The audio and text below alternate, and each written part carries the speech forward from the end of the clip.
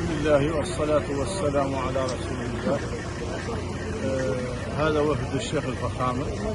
إن شاء الله عشرات ما شاء الله السيارات، وأنا ماني غير حتى نقول لا، لكن إن شاء الله عشرات السيارات، وإن شاء الله ملانات من الناس، اللهم نحن إن شاء الله تعالى لا ندخلوا مدينة القوارب إن شاء الله تعالى، اللهم نحن منها 20 كيلو تقريبا ولا 15 كيلو، ونحن ان شاء الله لا ندخلوها، وكلنا امل ان شاء الله في استقبال رئيس الجمهوريه، وكلنا امل عنه ان شاء الله تعالى يتحقق اماني الشعب الموريتاني والرقي والازدهار، ونعرفوا عنه